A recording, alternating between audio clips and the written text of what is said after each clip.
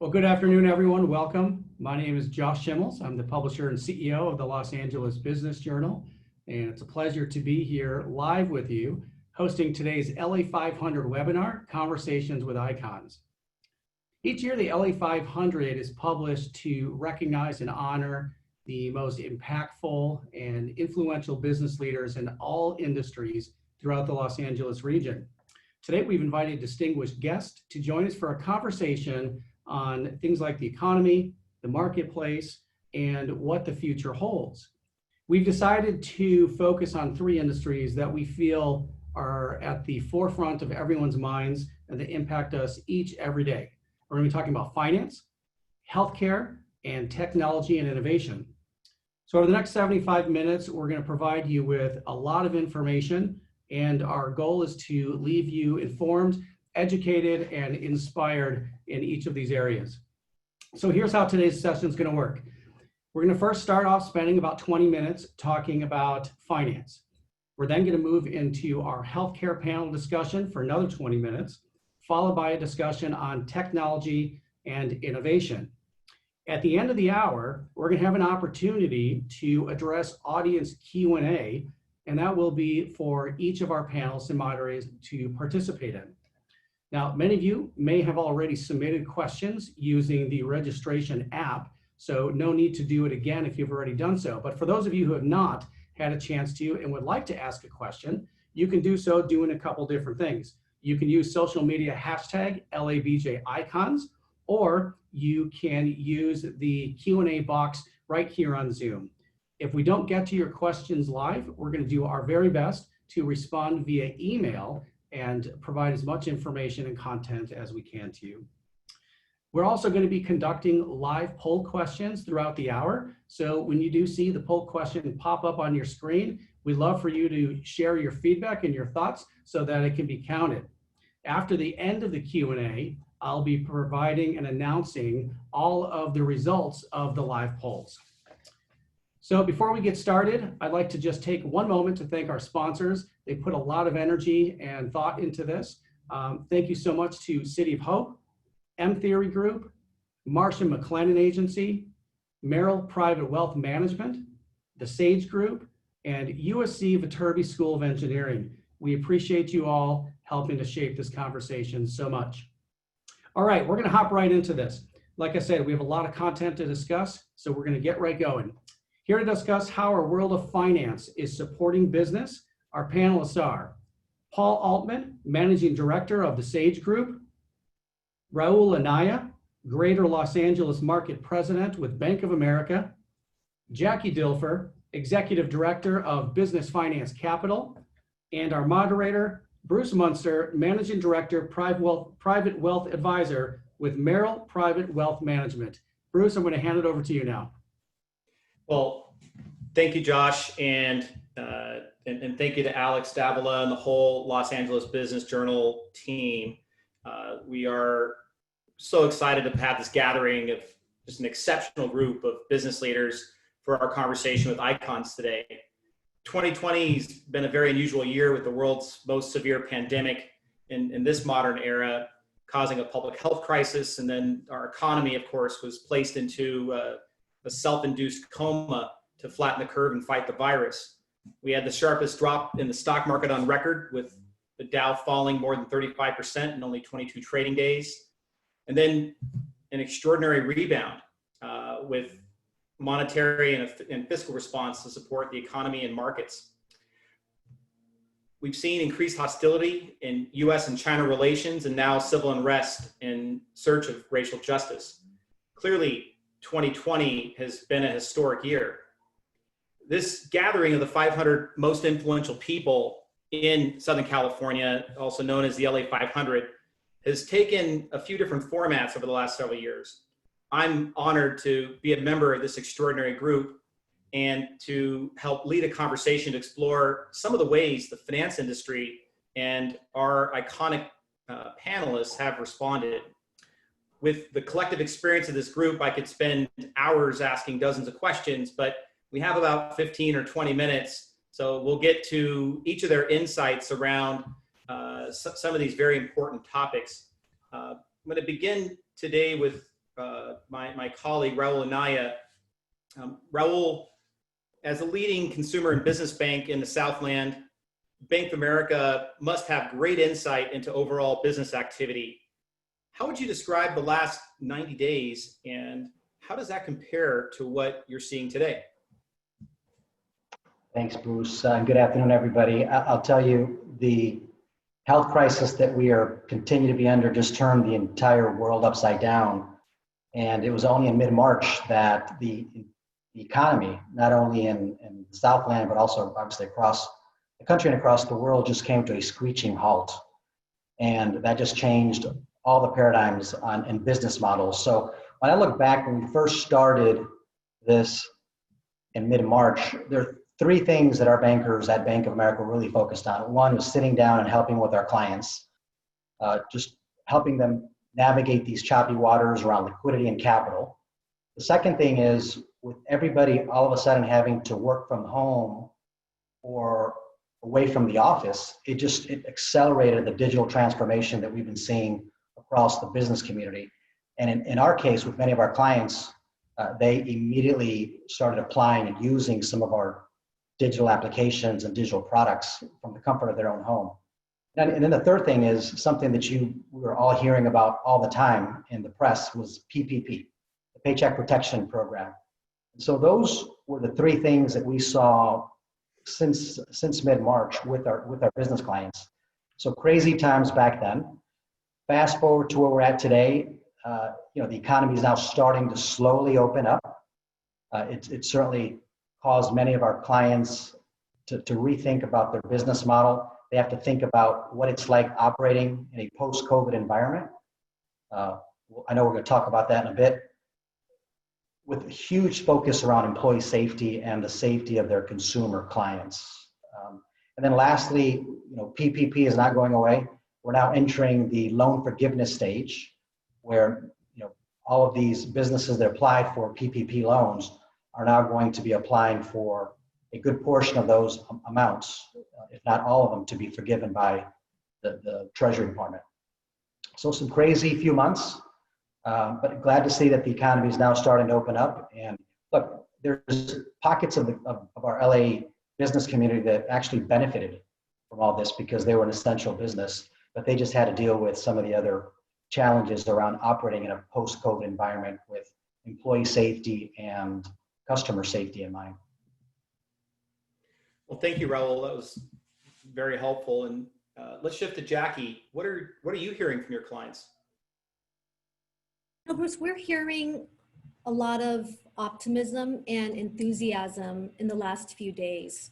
As an active lender focusing on SBA commercial real estate, we work with businesses in a variety of industries such as manufacturing, distribution, wholesale, medical, film production, and hospitality.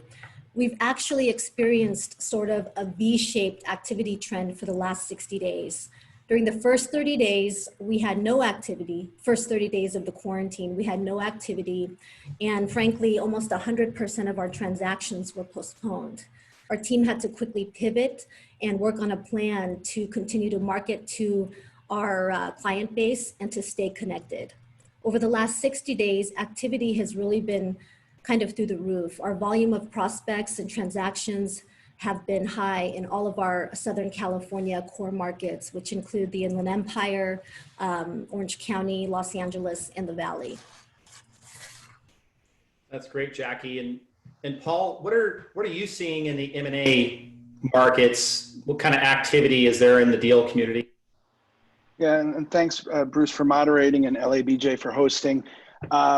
It's always a common question: what are the trends we're seeing in the M&A market? And this is a very unusual time. I think it was certainly tough at the start when the panic was the sharpest. The fact of the matter is, all markets don't like uncertainty, in particular the M&A markets. And there was heightened uncertainty back in March and April, and we have seen that start to feel differently. And I think everyone is feeling the same thing. But I think in March and April, we were hearing specifically from private equity firms that they directed their teams not to look at new business, only to focus on their portfolio. That obviously changed the whole deal flow dynamic. And we were also hearing from opportunistic buyers at the time that they were interested in deals, but not at yesterday's price. I think that we have seen the market improve in the last 4 to 6 weeks. But until we see a few months of consistently what this new normal is, we do expect the M&A market to be choppy. I think what we are seeing buyers do is pivot to a harder question in some ways to answer, which is how should they look at these businesses? What are the true economics that they're underwriting to in these deals? Is it a COVID pop? What's the new normal in terms of performance? And a practical issue, which is how do you get deals done in this era of social distancing? How do you get due diligence done? How do you meet with management? We're also seeing that there's a clear demarcation between companies that were thriving before COVID and ones that were struggling, and seeing a flight of capital to those who were doing better, and the ones that were having trouble before this are continuing to have trouble getting equity and debt capital. It's just been harder for them. A CEO I respect likened this whole thing to a bit of a forest fire that it's obviously incredibly destructive and painful, but hopefully coming out of this, there'll be a cleansing that makes the ecosystem healthier, and there'll be weaker companies and players that obviously go by the wayside, but hopefully the stronger ones prevail to a healthier market. And the final thing I would say is that structure has become the word of the day for M&A deals, that buyers want to find downside protection if they're looking to invest. So we're seeing a lot more activity around structured equity players, mezzanine players who may want to put warrants in the deals, ways to get our clients some cash, but also have some downside protection and keep the upside. We're not seeing plain vanilla deals right now. Yeah, that makes a lot of sense. And I know there's a lot of disparity based on industries. Let's come back to Jacky. Jacky, what are the top 3 areas of focus you're seeing with your business clientele in this new, different environment that we're in today? Sure. The first item that small business are focusing on are recreating their workspaces to accommodate social distancing. They're acting fast to ensure that there are protocols in place to ensure cleanliness and sanitization of their facilities.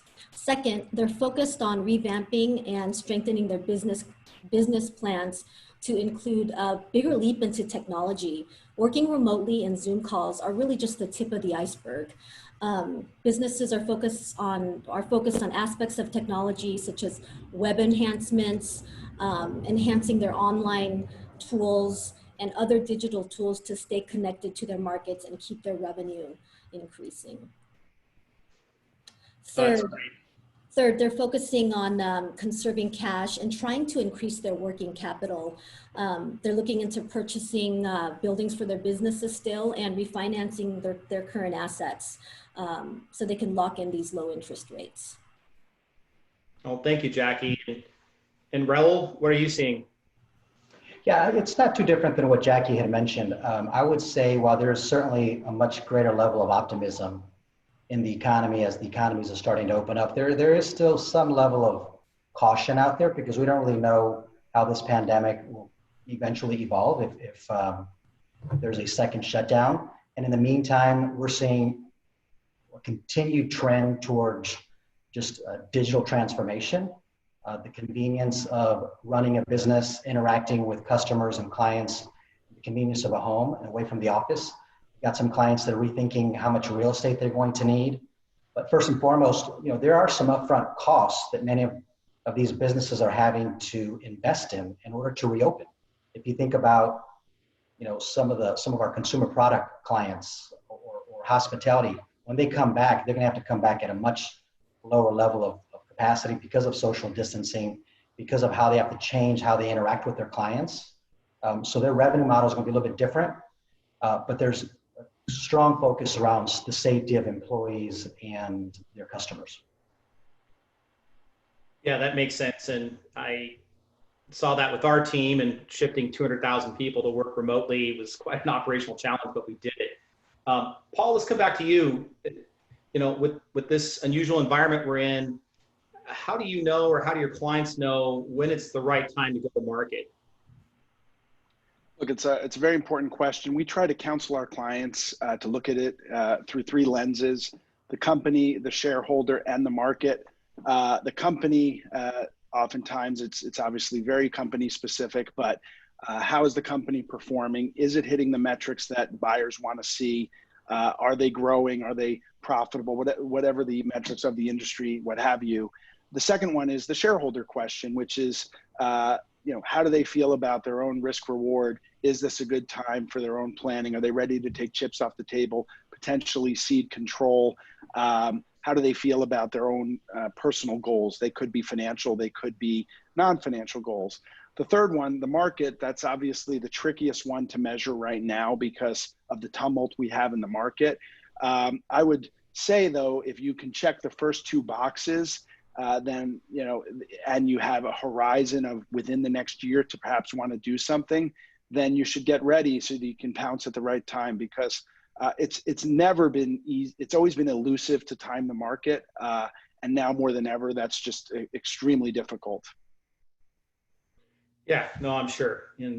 But there are a limited number of really high quality businesses. Yeah. And so, we're seeing some things trade at unbelievable multiples in this environment too. So yeah. And I would just add one more final thing, which is that one of the ways that we get our clients comfortable not having to time the market is potentially to sell a lower percentage of their business. And then they don't have to worry about that as much. Yeah, no, great point. Thank you. Let's shift back to Jacky. And Jacky, there's a lot of small businesses have a challenging road ahead, and some programs like PPP have helped a lot. What advice would you offer businesses and their owners who need capital today? Sure. So the PPP has been a wonderful program to really fill this quarantine gap. But going forward for your capital needs, my biggest advice would be to get organized. Expedite drafting of your 2019 financial statements and your tax returns, both on the personal and business side. Start working on your 2020 year-to-date interim financial statements, get those in order. And I would also prepare your 2019 year-to-date interim financial statements so that your lenders and your banks can really do a comparison on how you're performing, and be prepared to answer questions regarding any variances between the two of those. And lastly, when you're asking for capital, make sure that you itemize and give the lender detail on what you need it for and how the funds are going to be used. A lot of clients will go to a lender and come to us and say, we need capital and we need as much as you can possibly give us. That's not really the right way to approach trying to get capital. The lender's going to want to know that you're ready and you're prepared to allocate those funds appropriately. No, that makes a ton of sense. Paul, what are you seeing in terms of just capital available in the non-bank markets, and what advice would you give your clients there? Yeah, I would echo a lot of what Jacky said. I think that you have to do the hard work that it takes to get ready for these conversations with the capital providers. Many clients are not really in their day-to-day healthy businesses really thinking about things like 13-week cash flow and what do they need their capital for. So I just encourage people to, and not just in this, but in other realms, to trust experts, rely on experts, get help. That's, the sure sign of leadership of a company is to get other people to help you think through these things, which can be quite difficult. And if you've done that homework, you'll be better positioned. The other thing I would say is it's important to remove some emotion from the system and take a very hard look at what parts of your business you're truly making money and drive brand value, and ones that may not make that cut, make some tougher choices so that the true value of the business continues to grow. I fundamentally believe that there's a capital source for every business at a price. So, but you have to, I also encourage entrepreneurs to really treat this as importantly as a product launch or an executive hire.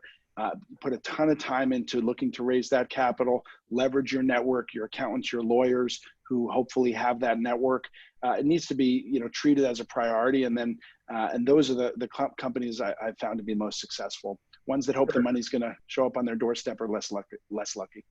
And then briefly, in the interest of time, we'll start with you, Paul, just so you can kind of finish here. Okay. Any examples of clients that have kind of pivoted in creative ways, in any highlights that you'd care to share? I would say that given we focus on consumer, the biggest shift we've seen is a doubling down for e-commerce. That's where a lot of the capital and enthusiasm is. And COVID's just accelerating a trend that began several years ago, but that's probably the biggest thing we've seen. Sure. And Jacky, what about your customers? I echo what Paul has said. I think many of our clients have boosted efforts in increasing their online sales, and we have some clients who've gone very specific. We have one customer who switched from making T-shirts to making face masks, and we have another client who started making hand sanitizer, and they're doing great. Oh, that's terrific. And Raul, we'll let you bring it home. And the same thing that Jacky had mentioned. Have several apparel manufacturers that converted their business, 100% of their business, to manufacturing face masks. And then another client that actually makes ready to eat meals for the broad consumer market. They shifted and are now selling it to the elderly communities that, quite frankly, can't get around. And so they're providing delivery services to them. And so look, wherever there's some challenges in the economy, you see the LA business community kind of rising up to the occasion, pivoting and really capitalizing on some of the opportunities that are out there right now. Well, thank you. You guys were an awesome panel. Really had fun doing this. We'll turn it back over to Josh and the LA Business Journal for our next group.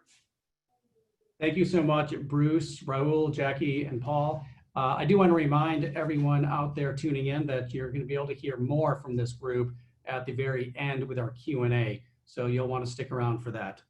Well, we're going to switch topics now and discuss healthcare, something that is obviously impacting us all every day for a number of reasons. And before I introduce these panelists and moderator, I just want to thank each of them for their continued dedication to their professions and, of course, to keeping us all healthy and safe. So with that, please welcome our panelist, Mike Milken, chairman with the Milken Institute, Robert Stone, president and CEO of City of Hope, and our moderator, Chant Vartanian, chief strategy officer with M Theory Group. Chant, I'll hand it over to you.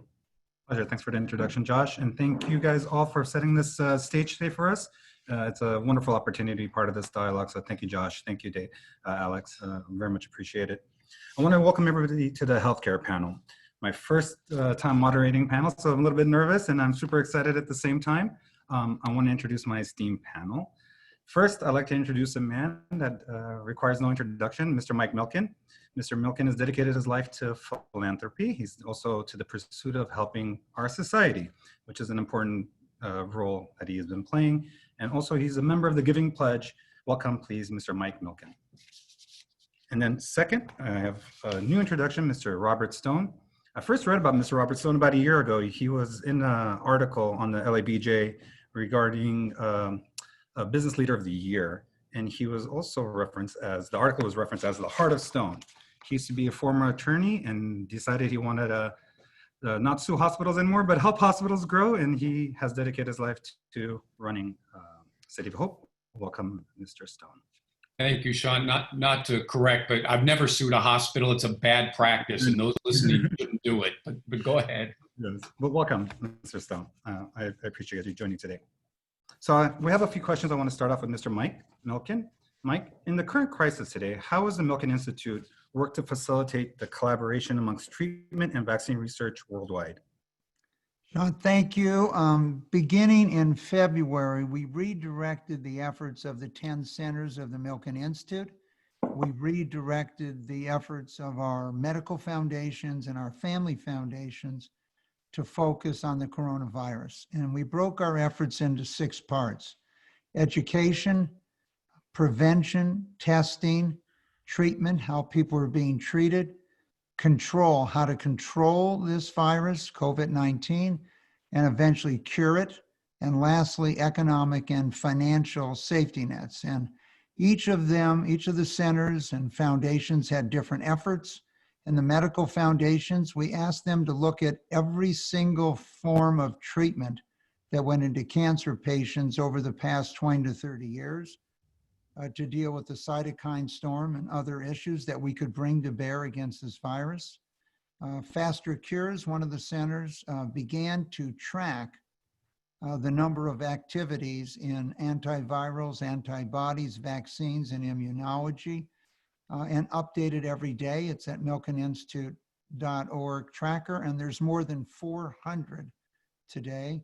Our Center for Global Market Development was very focused on sub-Saharan Africa and what was going on in sub-Saharan Africa and traded a tracker. Our Center for Public Health focused on mental health and also food security, the issues surrounding food that occurred. Our School of Public Health in Washington, D.C. at George Washington University, who's a leader in the world in viruses and controlling viruses, began to work. And we brought together a for-profit, nonprofit, and private industry to work on this. And I myself probably began in February of talking to maybe 25 to 100 people a day who could change the course of history. To give you a simple answer, today we talk a lot about AI. So you put all the facts in and it's supposed to tell you what's going to happen. Our goal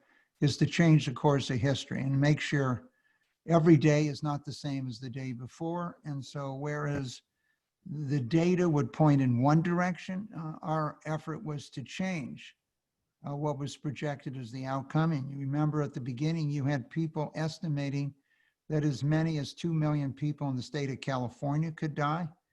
Never going to happen. And the mobilization of an entire community around the world has made sure that didn't happen. So these efforts are now in our 4th month, and we're looking forward to working on another project, hopefully by the end of the year, besides COVID-19. Thank you, Mike. And thanks for all the effort you guys are putting. Next question is for Robert. Robert, how has COVID-19 impacted cancer treatment nationally? Well, thank you, Chant. That's a great question. And the bottom line is that cancer doesn't stop because of COVID-19. And although the data remain somewhat limited, it appears that patients with cancer have an elevated mortality rate when they also contract COVID. There was a study in New York that suggested up to 2 to 3 times higher. So it's a really important question. And there are a number of implications, both short and long term, but 3 come to mind off the top of my head. You're seeing treatments are being delayed. Diagnoses undoubtedly are also being delayed, and clinical trials have paused in many instances. So with respect to treatments being delayed, there was a study, I just saw a survey by the American Cancer Society in May that suggests something upwards of 80% of people in active cancer treatments reported a delay in their healthcare. And the interesting part of that is that's up from 51% in April, same survey. So it's getting worse, not better. And it's due to both capacity issues at providers. They're being overwhelmed with bed and clinic capacity, but also patients are fearful of being exposed to the virus. They are foregoing critical procedures. And I've talked to patients who are ignoring symptoms because they don't want to go to the emergency room. And so it leads to a second related impact, which is diagnoses are undoubtedly being delayed. Epic, many of you know the company Epic. It's one of the world's premier electronic health record company. And they published a survey that they did looking at their records, looking at appointments for screenings for cancer of the cervix, colon, and breast. And that in March, those screenings were down 86 to 94% over an average of the last 3 years. And what we're preparing for at City of Hope is that patients, when they get to us, are likely to be sicker by the time they get to us, and they're going to require more resource intensive care and a higher acuity, we know it doesn't take a lot to talk someone out of a colonoscopy if they don't have to. And then the third area that jumps to mind is clinical trials. Many have been suspended, which has not only reduced current therapy options for patients who might have or would have participated, it's also jeopardized long-term therapy development. And the longer the pandemic lasts, the bigger risk this is for cancer patients. So how are you guys pivoted in this time of pandemic? Well, so City of Hope is a hybrid organization. It's where innovation, scientific discovery meet cancer care, meet the increasing use of data. Mike talked about AI and machine learning. Our priorities and pivots are going to be around the things that you would expect given that mission. We put patients first, as every healthcare provider I've spoken to has. Where we were unique is we have had expertise in immunocompromised and immunosuppressed populations. Those are populations who can't have a virus at any time while they rebuild their immune system. So basically, we tried to build on what we already had and just scale it and make it as safe as possible. We, as everyone did, we delayed non-emergent care and then ratcheted it back up. The demand for cancer care has remained. We've moved a lot of our care to telehealth and remote, and we've collaborated with others. We've created consortiums across the country so that we trade strategies and stories so that we can make sure we are the safest place for cancer treatment. And we've taken painful decisions. We've, for someone undergoing a cancer journey, the idea that they can't have visitors in their room is a hard thing to communicate, but it's necessary to keep the virus out of the hospital. We also made the hard decision not to suspend therapeutic clinical trials, and we put in place social distancing methods in order to make sure we could do our clinical trials and our research safely, but we didn't stop the progress. And then we sent all non-essential personnel from home, and I'm sure, like with everyone, we have half of our workforce working from home, anyone who's not on the front lines, and we're looking now to see who actually will come back to work and in what capacity. I got a tough job there, Robert. Next question is for Mike. Mike, you started a podcast called Responding to COVID-19. Tell us a little bit about the series of why you began, and tell us what you've learned from the podcast you've been conducting. Well, thank you.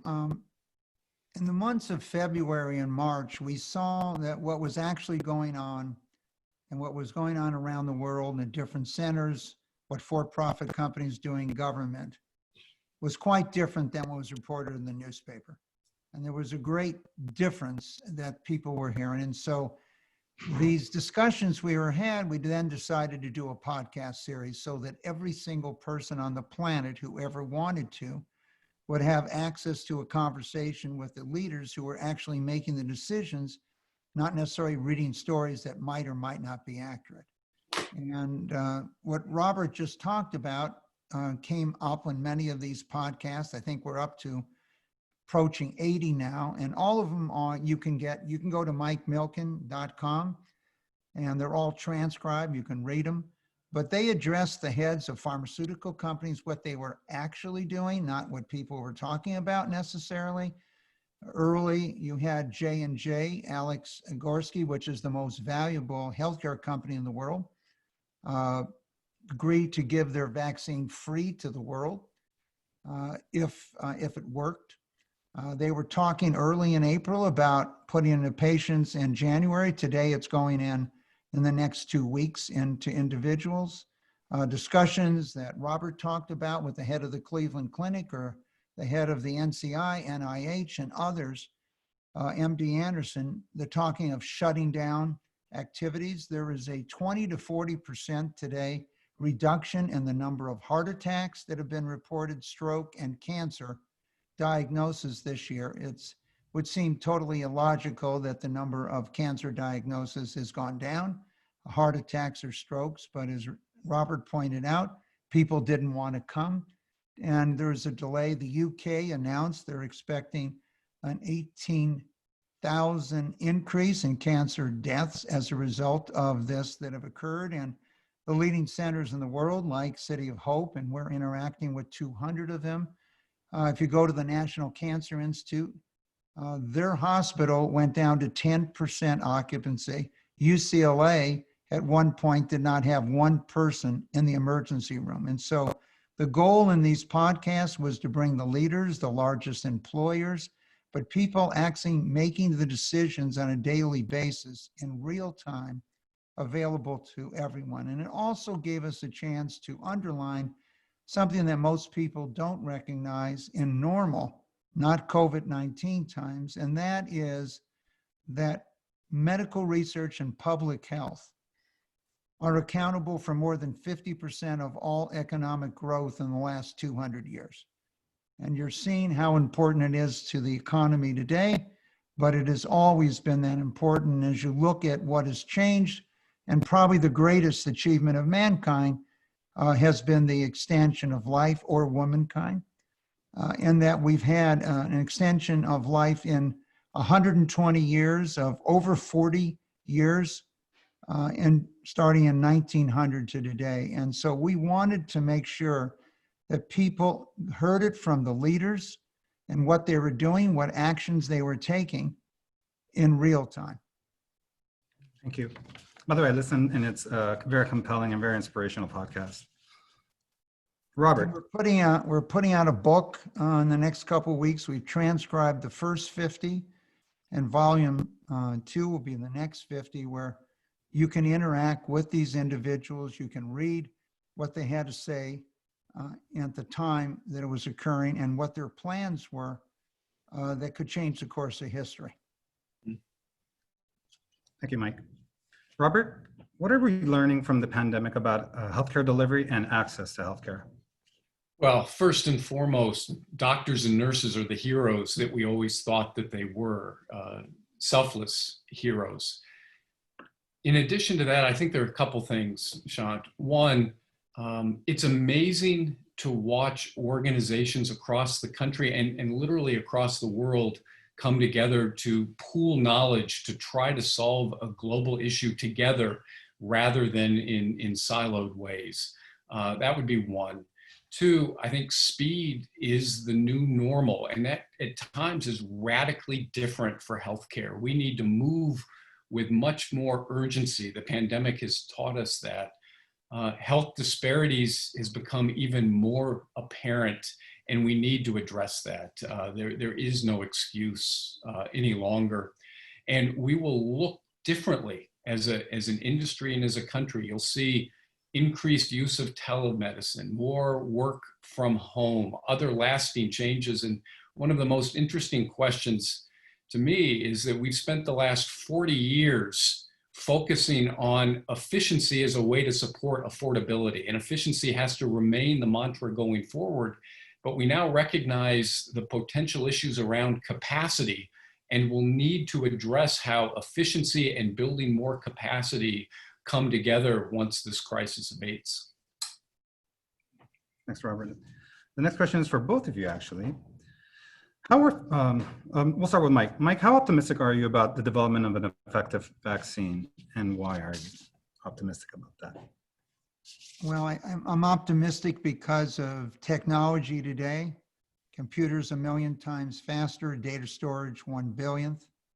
So you cannot compare what's occurred in the past to today. And as Robert pointed out, collaboration is a level never seen before at this time. Now, whether it's a vaccine that solves this problem, I think we should expect first antivirals, antibody immunology, activity, and then a vaccine. The Moderna vaccine was the first one that went into human beings on March 16th, and that was 63 days, 9 weeks after the DNA of the virus was released to the world. They're in phase 2, about to go into phase 3. And there's been a dramatic change, not just for vaccines, but for antivirals and others.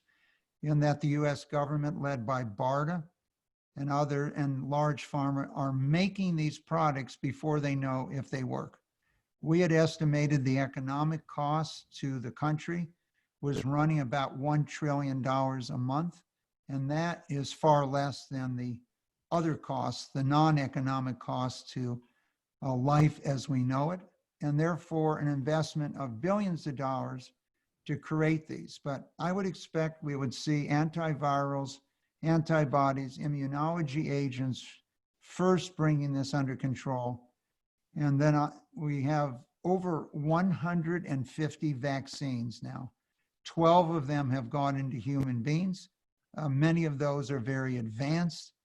And whereas if you look at AIDS is different today, and we can talk about it, but 35 years later, there is no vaccine for AIDS or HIV, but there are plenty of antivirals that have reduced the effect of it. So I think you cannot just look at vaccines, though there's, as I said, 12 that are already into human beings.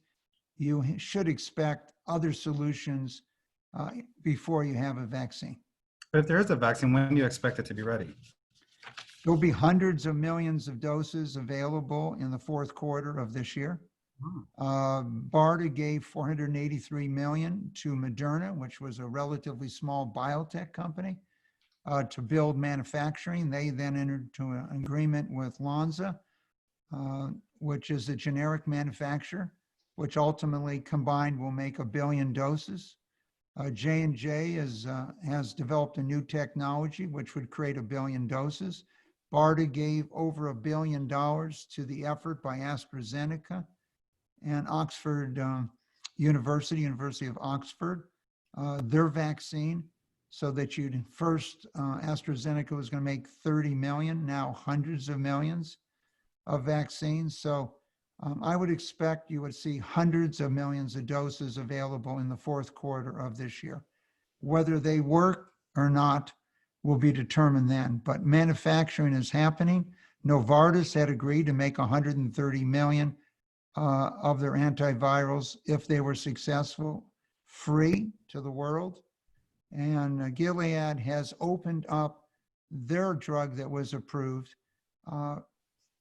You can now manufacture it free, no royalties. They opened their patent during the virus, and that is being manufactured in large quantities right now in Pakistan and India. Thanks, Mike. Robert, same question to you. Are you optimistic about the vaccine coming up pretty quickly? So when you asked the question originally, I would have answered cautiously optimistic. After listening to Mike, I'm feeling much better. I wrote down the hundreds of millions in the fourth quarter. I think I largely agree with what Mike said. I will feel much better, and I think there is cause for significant optimism as we build better treatments and better treatment options, and you're seeing results happen almost daily. I remain on the vaccine specifically cautiously optimistic. The positives for me are that the science is advancing more than ever, as Mike said, and we're taking so many more shots on goal around the world that you're seeing early promising results, including announcements this week. The caution that I have is that we really don't have a great track record in developing a vaccine for coronaviruses. And there still remain a bunch of unknowns. How will the virus mutate? How long will immunity last? Could a vaccine actually make the virus more virulent? And then how do we scale? So cautious optimism. Thanks, Robert. Mike, we know capitalism drives innovation in healthcare. And some would argue that through the lens of socialism, universal healthcare appears to be the best interests of the vast majority of Americans. How does our society balance the two? How do we innovate at the same time, take care of our people? I think that's a good question, but I think we need to divide it into two parts. Healthcare, taking care of people, doesn't necessarily drive innovation. And so what you have is you want to separate what is basic research, what is translational research, and then what's going into clinical. And I think you've seen here the United States, for example, large percentage of all the advances in the last 50 to 60 years have occurred here in the United States. The NIH, which is the largest research unit in the world, National Institutes of Health, has never brought a product to market. It's always been brought in cooperation with private industry. And so the free enterprise system today, you had a panel on finance before, but one of the best performing markets in the last few years has been biotech, with a series of new offerings, new ideas, new technologies.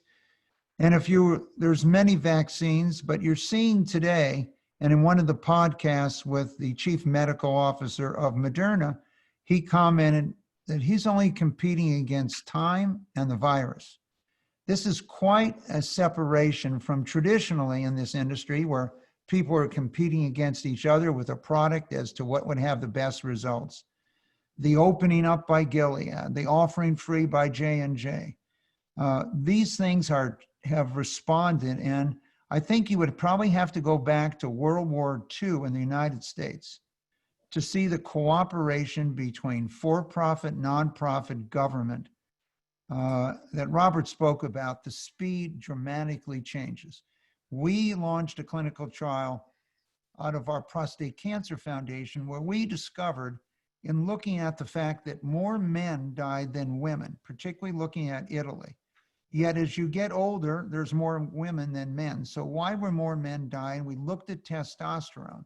And it's quite possible these drugs that are generic, that have been used for prostate cancer, which could shut down testosterone for 30 to 40 days, can prevent this virus from getting into your lungs. Only 4 people on these what are called ADT therapies out of 21,000 men died in Italy. 4. And there were 4,000 men on this therapy. We have not identified one person in California who was on this therapy at the moment that died. And so we've launched this with the VA, but this involves UCLA and other major cancer centers and medical centers around the world. It involves for-profit companies making their drugs available, and involved the FDA in just a matter of days giving approval to open a clinical trial. So I would say what we've seen in medical research at this time, that the combination of for-profit philanthropy only makes up 3% of the medical research in this country, but it's really the venture capital and the world, and government as a partnership has worked. Now the area of healthcare, where you're really asking the question, what about healthcare for all? What's the best delivery? There's a very interesting statistic. When you're diagnosed with a life-threatening disease, where in the world is your life expectancy the longest after you've been diagnosed? Answer: the United States. So if I'm in Canada with free healthcare and I have a serious problem, I'm coming to the United States. I can get my hip replaced free in Canada, but I might have to wait for 2 years. I get on a plane and I go to India and go to a facility that only does hips, and it costs very little money. So the balancing of access to healthcare for all, and one of the things Robert mentioned, because you can see, particularly in the African-American community and others, that there's a much higher level of diabetes, obesity, and other things, you can see that the outcomes for African-Americans have been substantially poorer than they have for others. And the reasons are: 1, preconditions is the number 1, and 2, access to quality healthcare. So I think your question on access to quality healthcare is yes. We're going to have to find a way to balance access to quality healthcare. It's possible those that can afford to pay more will pay more, and those that can't afford will get it free. There are new systems being launched right now, and I would expect you will see a series of new companies by the end of the year. And one of the other things that Robert said, I just want to touch on. Who is a frontline worker? Who are the heroes? And we've discovered that the people picking fruit in the fields are heroes to make sure that our food distribution security exists. The frontline worker in a grocery store is a checker or a bagger or putting things, became a frontline worker. And what you've seen here, and I've seen in our podcasts and others, you literally see people cheering the Amazon driver, the UPS driver, the DHL driver, who has made it possible to bring things to your home. And so I think there's a whole new view, and equity and access to healthcare will be something that will be front and center as an outgrowth of the coronavirus. And what form it comes in, I would still expect to see a private free enterprise solution that makes it available to people that cannot afford it. As you know, 40% of the people in America at this time are only one serious illness away from financial disaster. So I think your question was well worded, and I really think it's very focused on the healthcare side. Well, I'd like to take this moment to thank both of you, Mike and Robert, for your amazing insight today. You've given us an awful lot to think about. As I said at the beginning of the hour, we could easily spend an hour or two, possibly three, on each of these subjects, but we wanted to give our viewers just a little taste and a little bit of information so that we can go back and ask more questions to our readers, to our business partners, and to those in our community. So thank you both so much for your continued efforts. We're going to now pivot into technology and innovation. You know, now more than ever, companies are having to be innovative, having to change their business models, and are using technology in ways they never thought was possible or needed. So with that, let's go ahead and welcome our tech and innovation panel, starting with Dr. Derek Peterson. He's the Chief Technology Officer of Boingo Wireless, and Sara Schaer, co-founder and CEO of Kango, and our moderator today, Dean Yortsos of the USC Viterbi School of Engineering. Dean, I'm going to hand it over to you now.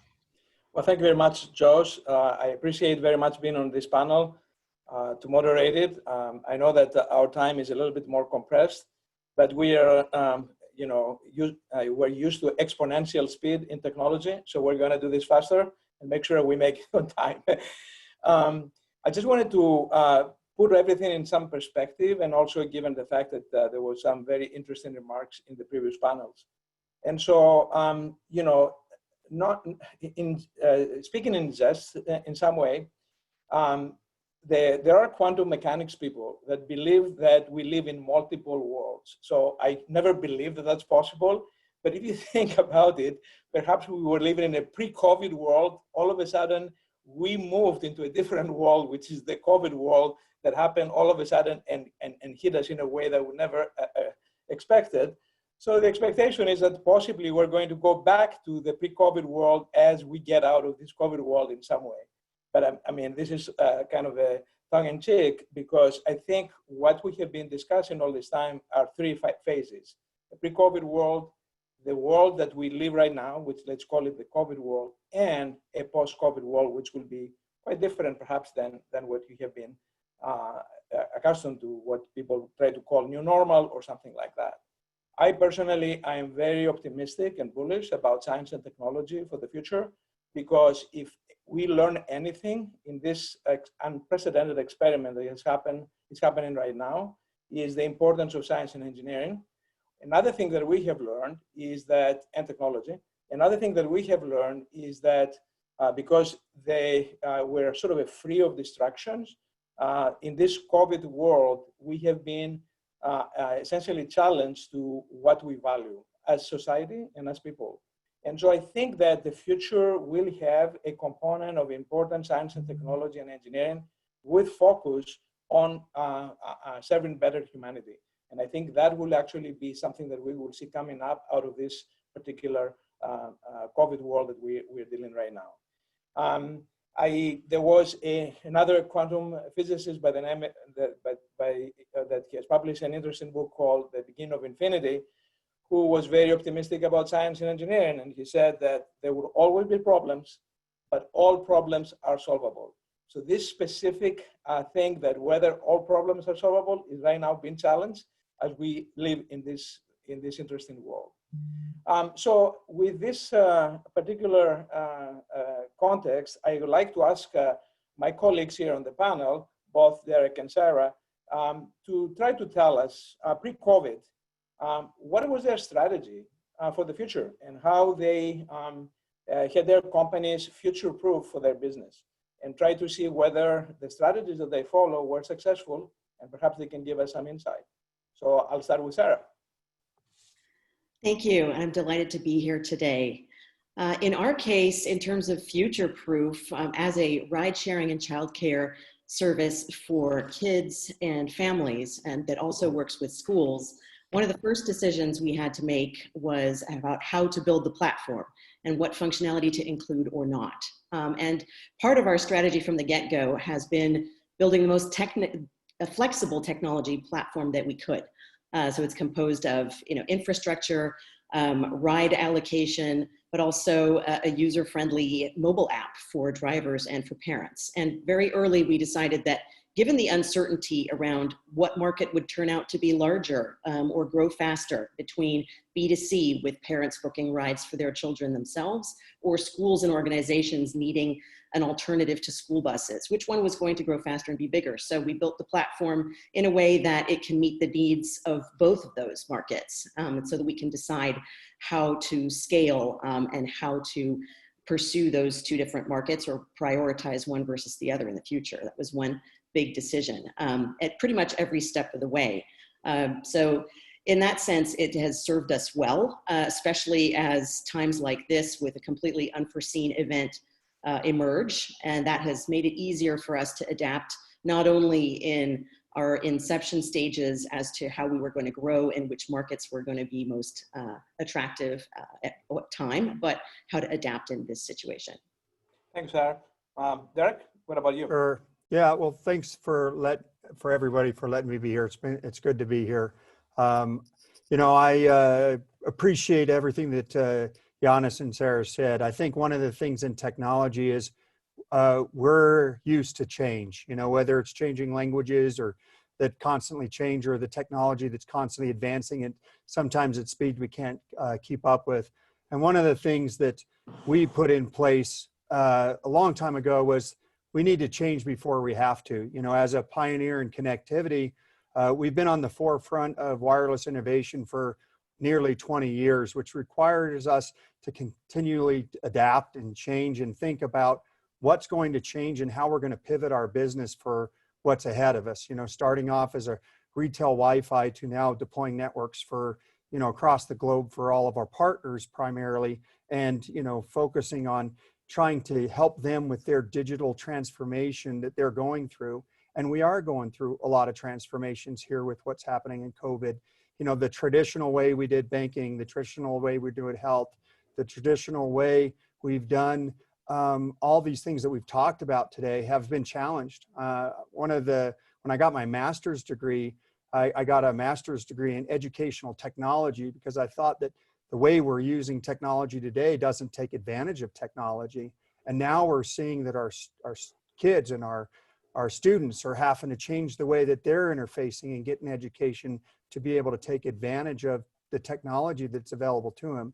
So I think that the key thing is it's important for us to realize that those traditional ways sometimes get stuck, and we need to focus on how we can change until it's too late. And I think a lot of times things like what happened with COVID-19 give us an opportunity to test that and make us rethink. Are we ready? Are we thinking about the changes that we need to be making and focus in on those changes?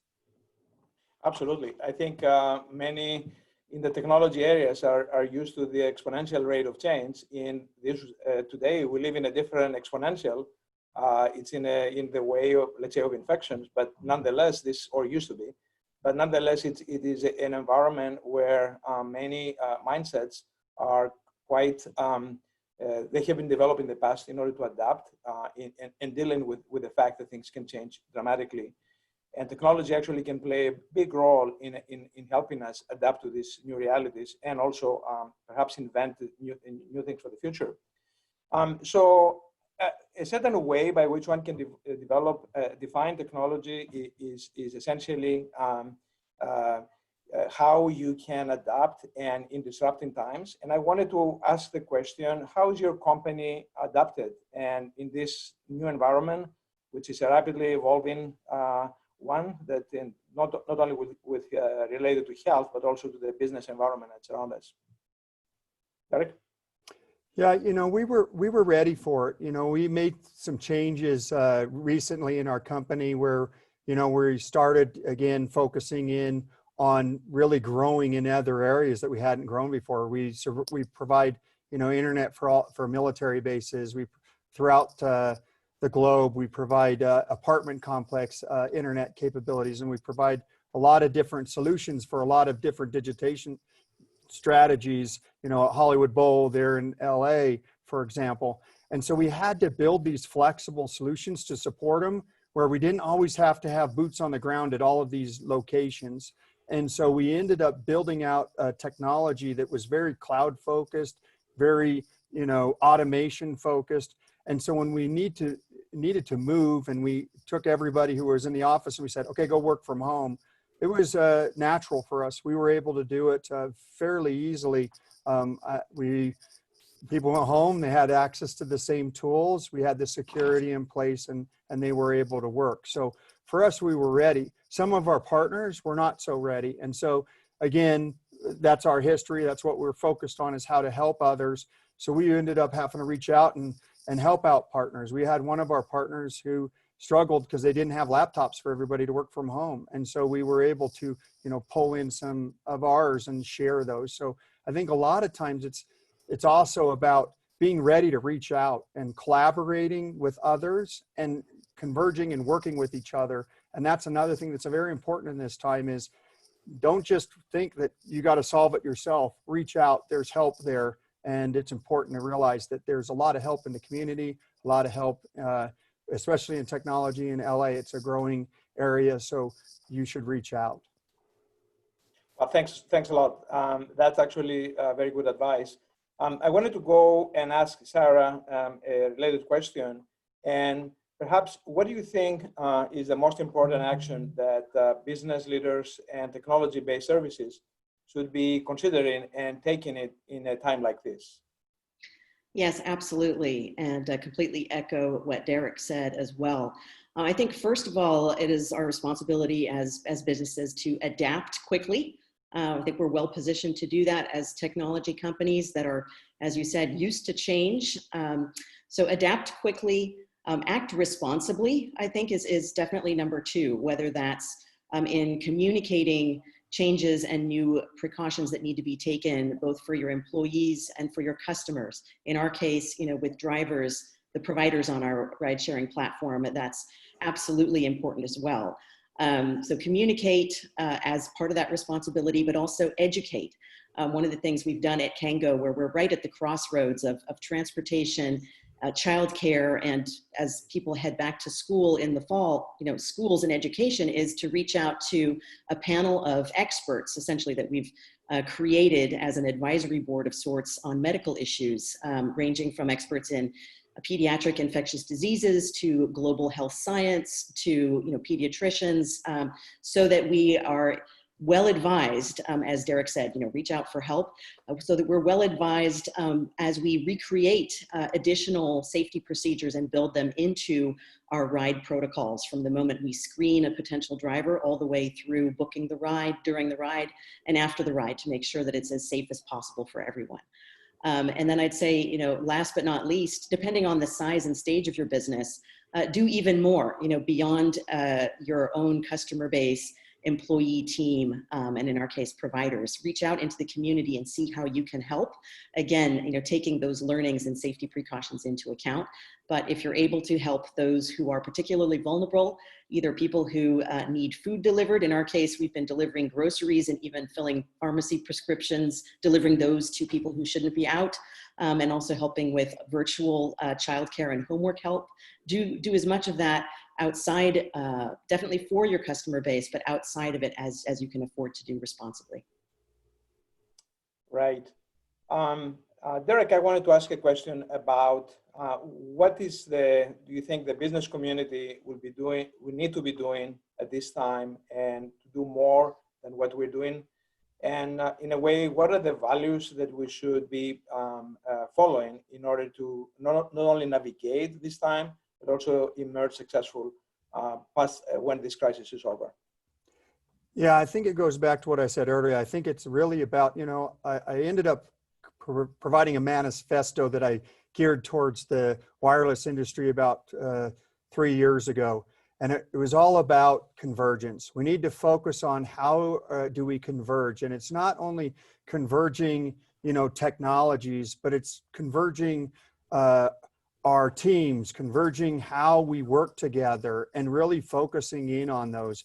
Because the key thing is together we are better, and we know that. And so by being able to focus on that as a business and say, how can I end up drawing in, others who I haven't drawn in before? There's a big push towards diversity in STEM. It's helping us be better. And I think we need to continue to do those things that allow us to work better together. And that to me is the goal of what need to focus on for the future, especially given COVID and the pandemic. It's given us an opportunity to see that and what's going on with, some of the other things that are going on with our history and the changes that are happening to us to recognize the value of everyone. Unity and independence are together on the same coin, and we need to work together to make it successful. Yeah, thanks, Derek.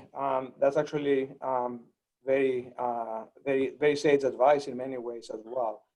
I wanted to sort of, because of our time restriction here, I just want to close by asking both of you a question. What is the single best piece of advice you would give other companies that look at technology as an end-all solution for their post-COVID business plans? At some point, we're going to emerge from this, and therefore they're anticipating the future would definitely be a most important thing we can do. Is there a way by which we can predict that? I'll start with Sara. Yes, that's a great question. For me, at the forefront of this would have to be make sure that you have a clear goal that you would like to accomplish, using technology, so that it's possible to be realistic about what you want to achieve and how much of it should be technology driven. Whether it's growing faster, reducing costs, extending your geographic reach, or adding functionality that you just don't have currently, that becomes possible with technology. Those are all things that should come under consideration for one. Second, and this is from my background in product management before becoming a founder, make every effort to plan your project in a way that it can be phased. One thing is that we often hear is fail fast. So chunk it into different pieces that can be evaluated and go live as soon as they possibly can. And especially when things are changing so quickly, the faster you have data from actual usage in the market, or even with a test group of the first phase of your technology project, the better you'll be able to assess whether it's the right thing to do and what the next step should be. So, fail fast, don't have too long a timeline because things change rapidly. And third, I would say, remember that people will remain part of the solution. In our case, we're a technology platform, but at the end of the day, it's safe, vetted drivers who are getting children from A to B, even if the logistics platform and the communications are all facilitated by technology and mobile, messaging and the like.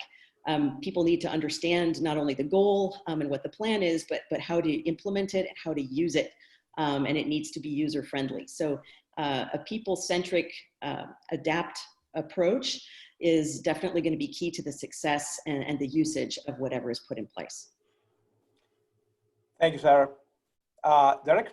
Yeah, I'll keep it simple. So I think the key thing is connectivity. It's an essential element. We know connectivity is important. We're all on this call. We're being able to continue doing a lot of the things we've done in the past because we have this connectivity. So 5G is coming. New ways of being able to connect are going to be available to us. And we need to recognize that change is coming. The 5G mantra, that new experience. So we need to recognize that we need to focus in on that because that change is coming. and connectivity is going to be an essential part of any of your plan of the future. It's how are you going to connect to people, to individuals, to partners in the future, and how are you going to make that happen? And you need to think that through. It's got to be key to your technology decision-making process. So I like to end this conversation here. I know our time is very limited. I like to close with saying by David Deutsch, who is a quantum physicist at Oxford University, who says the following, that there will always be problems, but all problems are solvable. So this is a very positive view of the world. And I think this is something that we subscribe to a lot. And hopefully this is that we're going to be able to navigate this and the future, and in the future, and this will be something of the distant past. So I like to close the conversation here and give it back to Josh. Well, thank you so much, Dean, and thank you to Sara and Dr. Peterson. I think that's the common theme, is that all problems are solvable, and that's something that we'll continue to address as a business community with one another. So we've had some amazing discussions today. I do want to get to just a few of our questions and try to get quick, short responses, because I think it's important that we get a couple of these answered. The first one I'm going to ask is going to be directed to Raul Anaya with Bank of America. The first question comes in at, what is your outlook on the economy and the need specifically for entrepreneur small business capital? Raul, what are your thoughts on that? Thanks, Josh. Look, the economy is opening up, and so there's definitely some great signs out there. It's still too early to tell. There's still very high unemployment. We've got to get businesses 100% reopened. We know it's going to be a different business model, so it's a little bit too early to tell. There's certainly a lot of optimism out there, but for those businesses that are looking to access the capital, whether it's banks, non-banks, I will just echo what my colleagues Jacky and Paul mentioned about being organized, being realistic with projections, and then one last thing is just have open, frank, candid communication with your bank, with your lender, with your finance company, in order to increase your chances of being able to get as much capital as you can. Wonderful, thank you so much. Our next question is for Robert and Mike, and I'll have Robert, you respond first. I think this is such an important one, given the impact on nonprofits that we've seen over the last 4 months and potentially in the future. The question, Robert, and then Mike, what will be the impact of this year's events on the area of philanthropy throughout Southern California? Well, I think you'll see, Josh, fewer people give because of the economic hardship so many people and families are giving, but overall, there are still a lot of individuals out there who want to make a difference and are looking for, we talked about speed, innovation, and taking non-traditional paths.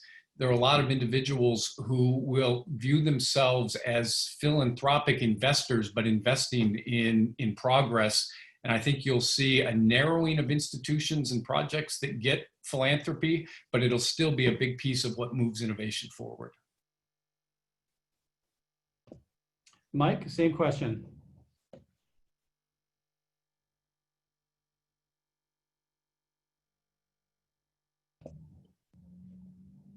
Mike, you might be on mute still. The question was, what's the impact on this year's events in the area of philanthropy in Southern California?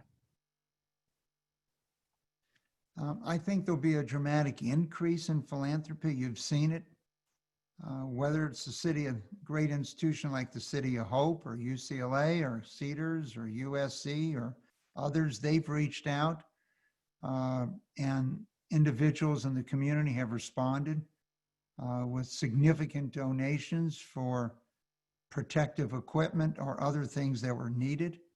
I think Robert raised the issue here of the number of people might be constrained in terms of economic things, but the people, the foundations, and those with financial means, I see them responding more than ever before as to what they can do to help the community. As it relates to medical research, the US government has been responsive in providing a great deal of money and making it available. Wonderful, thank you so much. Just two more questions here, and then I'm going to provide the results from our live polling. This next question is for Dean Yortsos. When do you expect college graduates are going to see an improved job market in Southern California?